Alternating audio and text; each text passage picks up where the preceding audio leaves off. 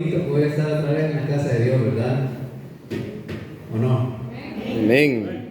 Como decía David, yo me alegraba con los que me decían, vamos a la casa de Dios. Ojalá que todos los que hayamos venido esta mañana hayamos venido así como David decía, y no hayamos venido obligadamente, ¿verdad? O los niños, ¿verdad? Porque me llevan obligados mis papás. Ojalá podamos decir alegremente, vamos a la casa de Dios. Es el mejor lugar, hermanos, que en el mundo puede haber, más ahora, ¿verdad? Más ahora en esos tiempos tan dorados, ¿verdad? Donde la vida está tan cara. Así que hemos escogido el mejor lugar. Como ya hablamos, vamos a estudiar, ¿verdad? Esta mañana, el tiempo que nos queda, ¿verdad? Para poder ver qué el Señor nos quiere traer por medio de su palabra. Como ustedes saben, cada segundo sábado del mes nos toca hablar de mayordomía. Al departamento de mayordomía, ¿verdad?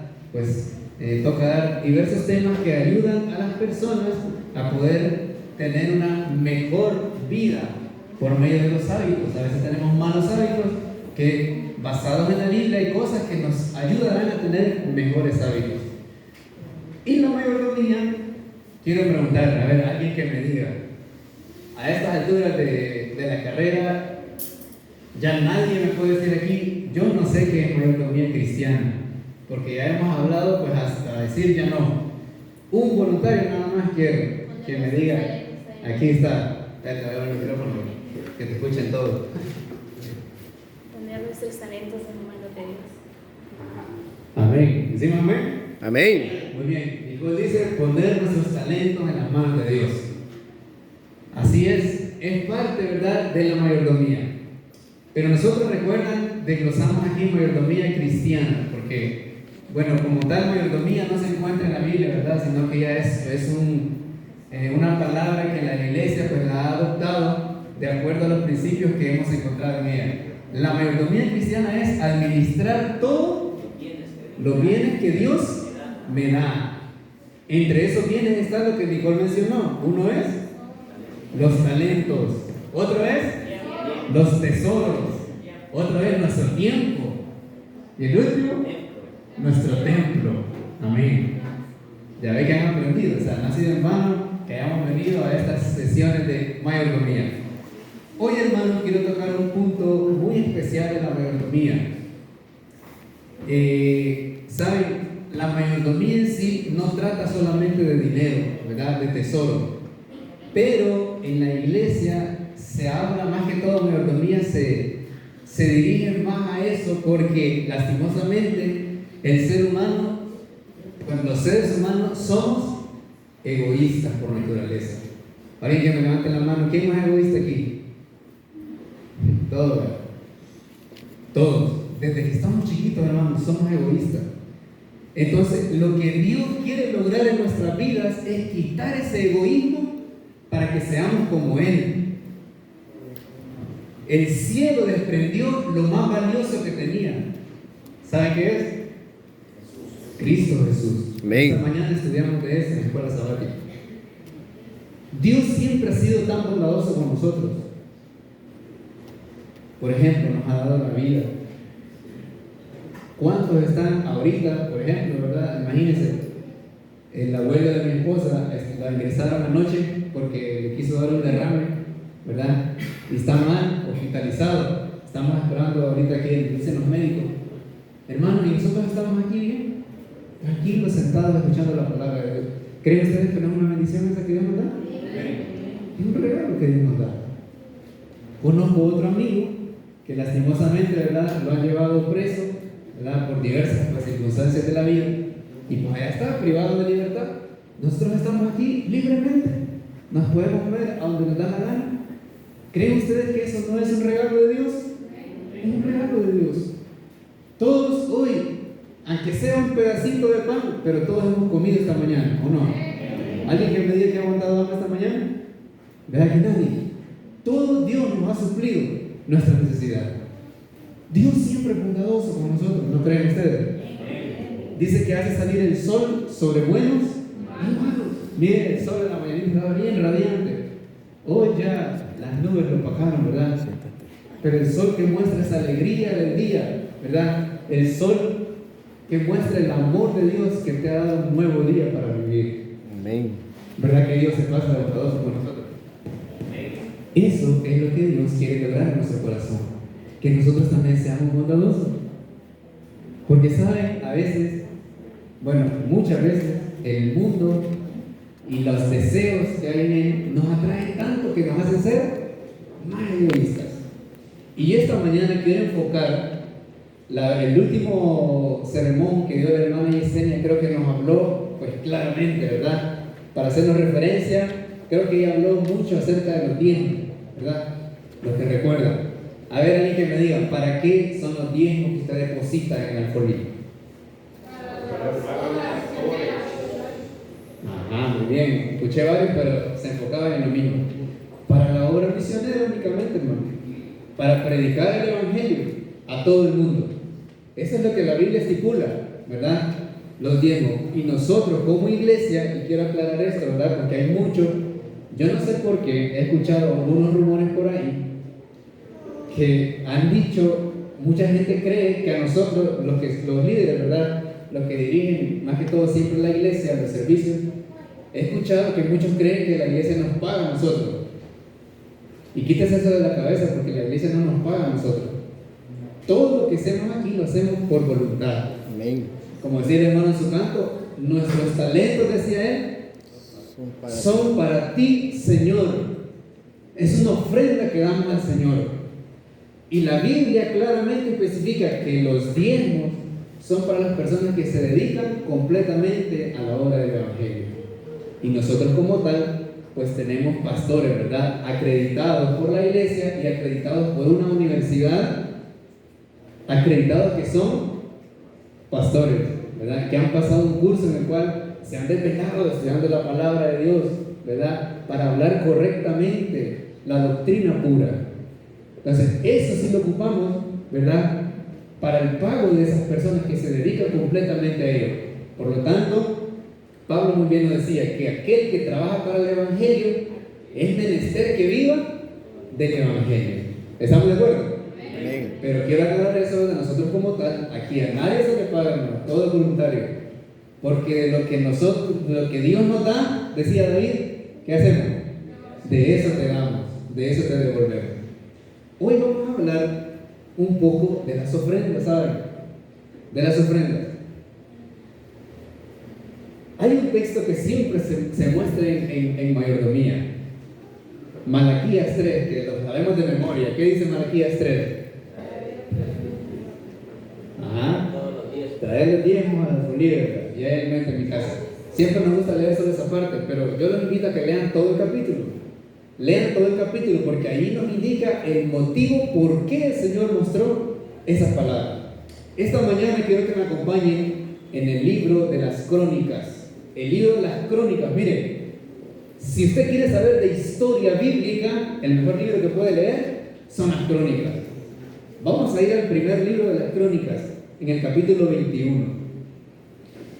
Capítulo 21, y por el tiempo, lastimosamente, no vamos a leer todo el capítulo, pero todo el capítulo es mi objetivo poder estudiarlo esta mañana. Pero quiero que me acompañen en el versículo 1.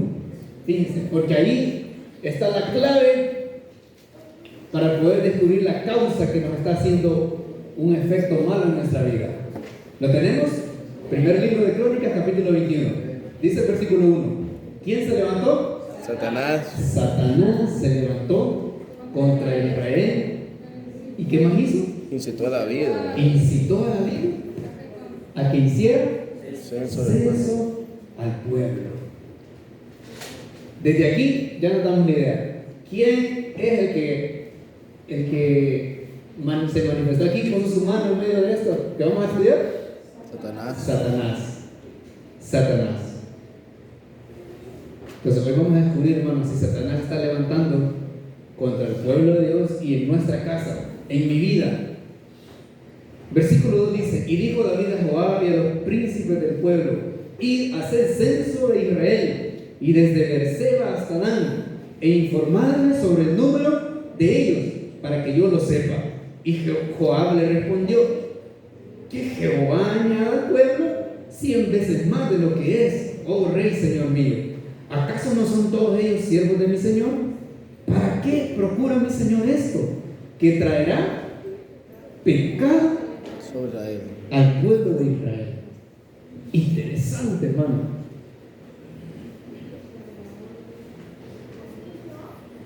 ¿Quién se levantó para actuar aquí? Satanás. ¿Actuando en el corazón de quién? David, el rey. Imagínense qué interesante.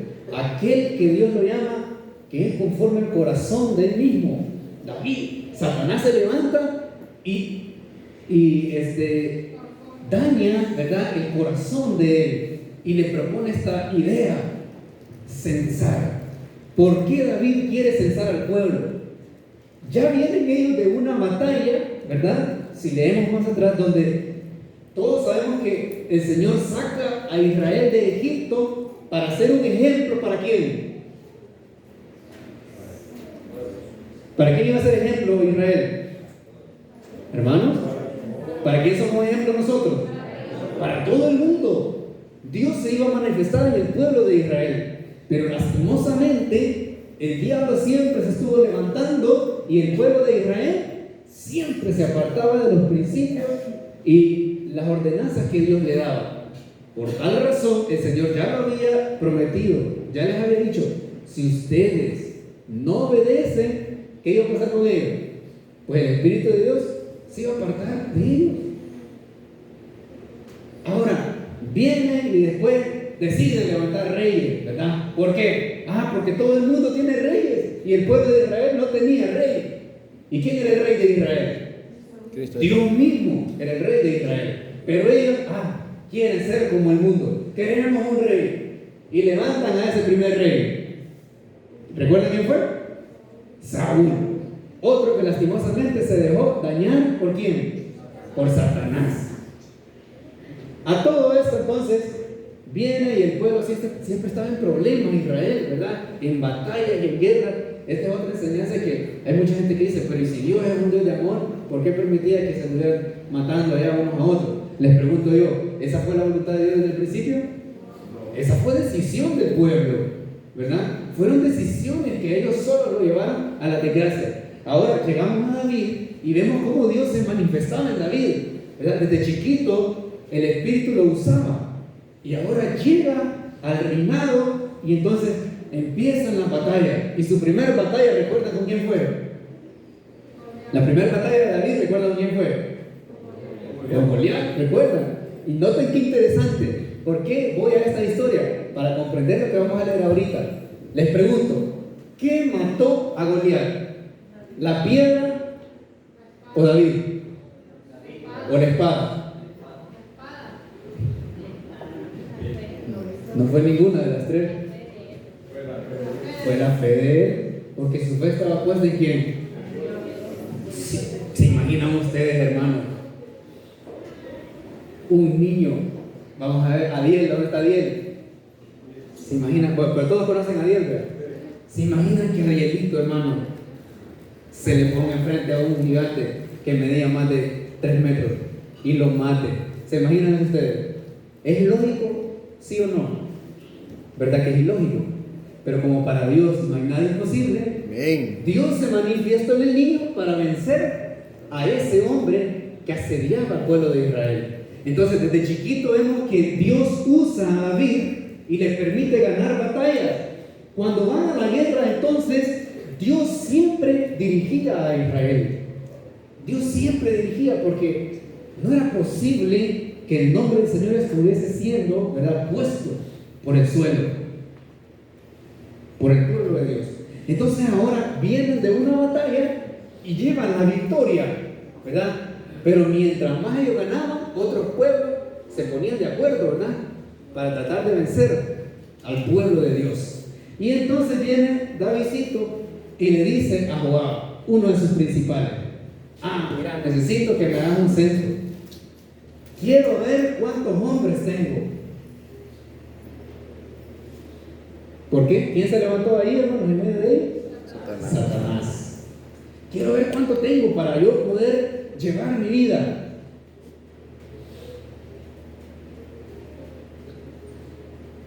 Y entonces viene que Joab es usado ahí en cierto momento, ¿verdad? Es usado para decirle, ¿acaso el Señor, Él que añada lo que tiene que ser añadido? ¿Recuerdan aquella historia, hermano, de aquel luchador Gedeón, si no estoy mal? ¿Qué pasaba con Gedeón cuando iba a la batalla? ¿Recuerdan?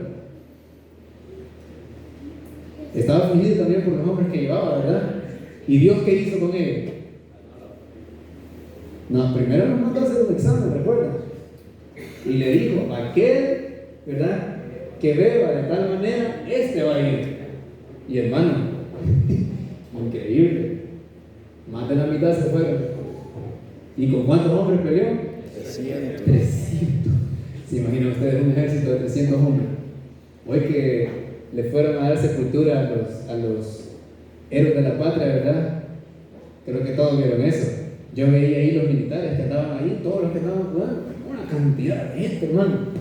¿Se imaginan ahora ustedes que llegó con 300 hombres yendo a pelear? Hermano, es que no es, dice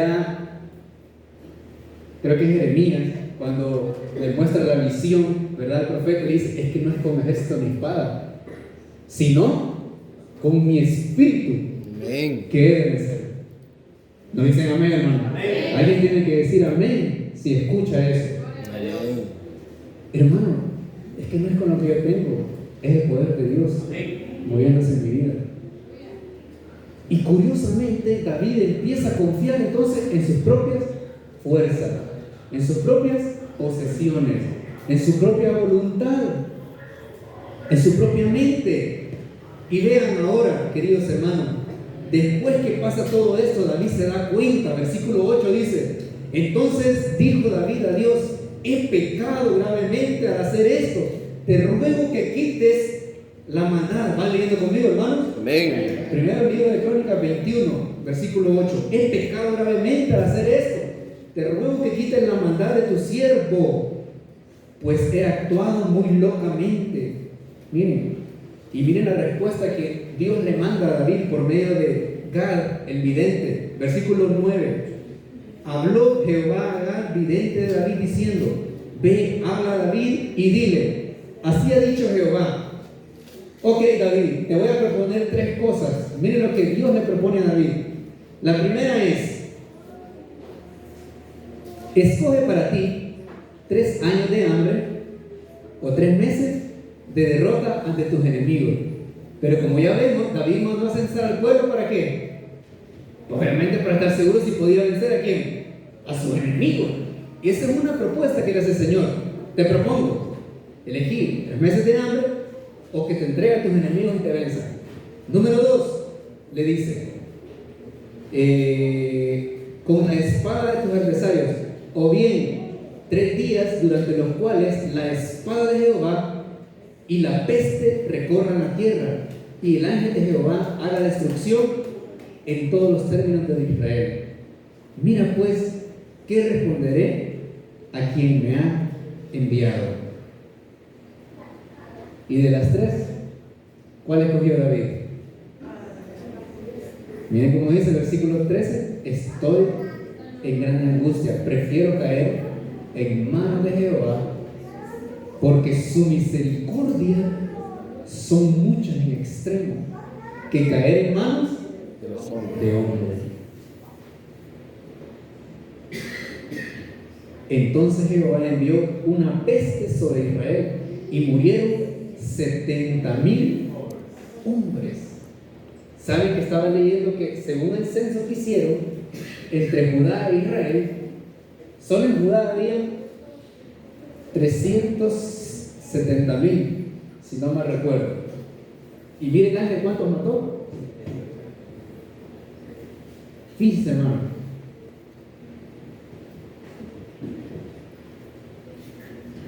¿Saben por qué menciono eso, hermano? Porque a veces, bueno, toda la vida Dios nos ha mencionado que únicamente dependemos de Él, ¿verdad? Dependemos de Él. Por eso les empezaba diciendo yo, ¿verdad? Todo lo que Dios nos ha dado, la vida, alimento, vestido, ¿verdad? Dios se pasa con nosotros, aunque a veces siempre somos medio desobedientes, ¿verdad? Pero Él se manifiesta. Y saben, después de tanta matanza, ¿verdad? el Señor dice que tuvo misericordia del pueblo y le dijo al ángel que parara ya, ¿verdad? Y mire el versículo 17, lo que menciona ahí. Algo que aprendemos nosotros, hermanos, es que cuando somos infieles a Dios, no solamente acarreamos cosas malas para nosotros, sino que ahí se va de colada nuestra familia, se va de colada nuestros padres, y lo más peligroso que se va de colada, ¿sabe quién? La iglesia y la obra de Dios. Todos sufren. Y miren lo que David menciona, versículo 17. Dijo David a Dios: ¿no soy yo el que hizo contra el pueblo? Yo mismo soy el que pequé y ciertamente he hecho mal. Pero estas ovejas, miren cómo le decía Israel, maravilloso. Estas ovejas, le dice, ¿verdad? ¿Qué han hecho? Jehová Dios mío, caiga ahora tu mano sobre mí y sobre la casa de mi padre, pero no envíes peste sobre tu pueblo. Y el ángel, mire, es interesante, hermano, y aquí está la clave, ¿verdad? La enseñanza que hoy necesito que se lleven a sus hogares. El ángel de Jehová ordenó a Gad decirle a David que subiera y construyera un altar a Jehová en la era de Ornán, el Jebuseo. Y David subió conforme a la orden que Gad le había dado en nombre de Jehová. Al volverse Ornán, que estaba trillando el trigo, vio al ángel y los 4 hijos que estaban con él se escondieron. Cuando David llegó a donde estaba Ornán, este miró y vio a David. Entonces salió de la era y se postró, ¿verdad? Le fue el rey. Ahora le dijo David: dame este lugar de la era para que edifique un altar a Jehová. Dámelo por su cabal precio, para que cese la mortandad en el pueblo. Respondió Ornán a David: tómala para ti. Noten estos textos, hermanos, son clave. Tómala para ti. Mira, y haga mi señor el rey lo que bien le parezca. Yo daré los bueyes para el holocausto, trigo para la leña y trigo para la ofrenda. Yo lo doy todo. ¿Quién estaba hablando aquí? Ornán, ¿verdad? Vean, pero el ángel había mandado a ofrecer ofrendas de sacrificio. ¿A quién? A David. Vean, Ornán: yo lo doy todo. Replicó el rey a Ornán: no quiero eso. Todo quiero comprarlo por su justo precio, porque no tomaré para Jehová lo que es tuyo, ni le voy a sacrificar a Jehová holocausto que no me cueste nada. Qué lección, hermano, que la Biblia nos enseña aquí. Ese texto es uno de mis favoritos. No ofreceré sacrificio al Señor que no me cueste nada. Hermanos, porque la ofrenda es eso. El símbolo que la ofrenda tiene es un sacrificio. La ofrenda que damos es el símbolo de Cristo Jesús, que se dio como ofrenda por cada uno de nosotros. ¿No dicen amén? A veces como que no lo creemos o no queremos aceptar esa ofrenda. La mayor ofrenda que ha existido en el mundo es esa ofrenda que el cielo dejó. El único hijo, hermano, el único hijo que el Padre tenía, lo dio. Aquí hay varios que tienen más de un hijo, y yo sé que no darían ni uno, no le regalarían.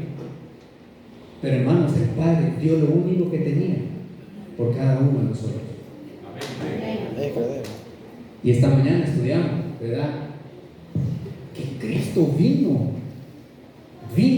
oraba, pedía a su Padre, que Él decía: si es posible, pásate, si es posible. Pero miren, hermano, aparentemente podemos ver como el egoísmo de Cristo aquí, ¿verdad? Si es posible, Señor, yo no quiero hacer esto, Padre, no lo quiero hacer.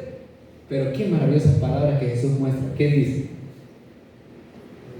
A ver, el versículo de memoria de esta semana.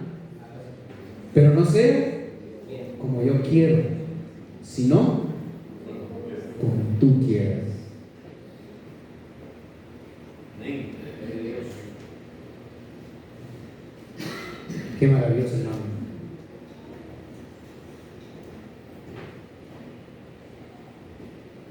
cada ofrenda que se llevaba, ustedes saben, aquí en Ángel manda a sacrificar a David. Le dice, ofrece un holocausto. ¿Por qué? Porque, hermano, después de cada batalla, lo que el pueblo, el rey y su pueblo tenían que hacer, que era, cada vez que ganaban la batalla, ellos tenían que ir a ofrecer sacrificio. Todo lo que habían ganado, lo que habían ido a saquear los pueblos, ¿para quién era? ¿No saben para quién era? Era para Dios. ¿Recuerdan a aquel hombre que ganaron una batalla y escondió aquel lingote de oro? ¿Ah? ¿Recuerdan? ¿Y se acuerdan qué le pasó por haber robado, por haber agarrado lo que no era de él? Se murió no solo él. ¿Quién se murió también? Su familia, lastimosamente. Su familia. Pero David, en lugar de devolverle a Dios de lo que le había dado, ¿qué hizo? Viene y empieza a censar al pueblo, a confiar en su propia fuerza, en sus propias habilidades, sus propios pensamientos. No quería ser dirigido por Dios y empieza a armar planes que eran según su mente, como a él le parecían que estaban mejor. Y qué desgracia que pasó para el pueblo. ¿Saben, hermanos? Muchas veces nosotros nos estamos privando de muchas bendiciones del Señor. ¿Y por qué? Por nuestro egoísmo. Porque hay cosas que le pertenecen a Dios y nosotros las guardamos para nosotros. Y no estoy hablando solamente de las ofrendas, hermano. Las ofrendas es un punto que de paso sea, es un punto clave. En las ofrendas se muestra tu espiritualidad claramente. ¿Cómo está tu relación con Dios? ¿Qué tan agradecido tú estás con Dios?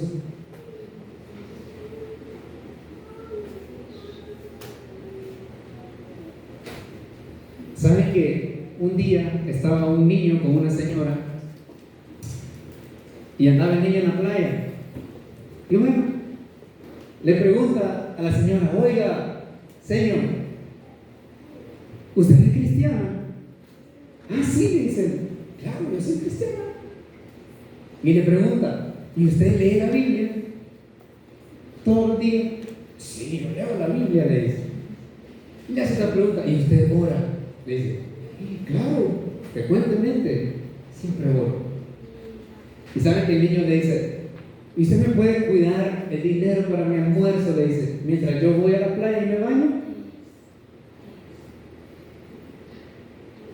La conclusión de esta anécdota es que el niño verdaderamente vio que la señora era apta ¿para qué? Para cuidar lo que era de él, con lo que iba a comer ese día. Entonces le deja, ¿verdad?, su dinero y se va feliz.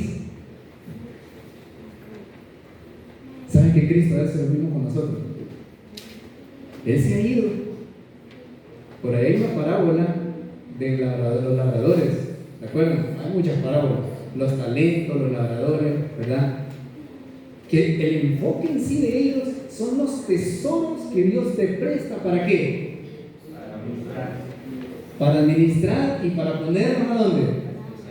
Al servicio del Señor. Amén. Hoy voy a dar algo nuevo. ¿Saben que muchos creen que los diezmos son para la obra de Dios? Los diezmos y las ofrendas. Pero tengo una noticia. ¿Saben que después de usted dar los diezmos y las ofrendas, le hago una pregunta? Lo que queda de eso,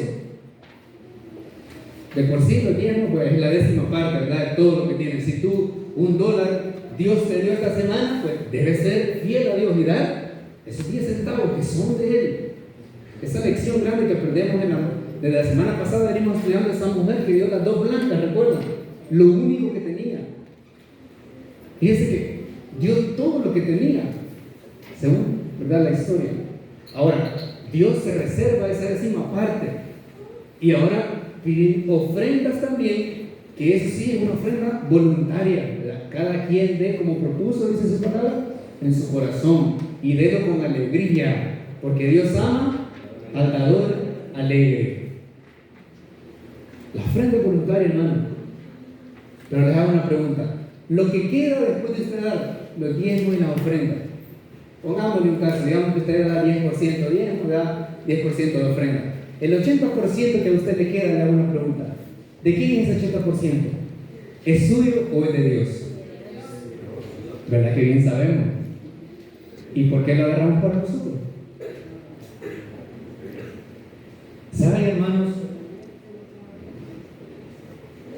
Encontré una cita en un libro interesante, se llama Patriarcas y Profetas. Usted lo puede buscar en internet, está ese libro. Miren lo que dice este libro, que nos habla de la vida de todos los patriarcas, ¿verdad? Los antepasados.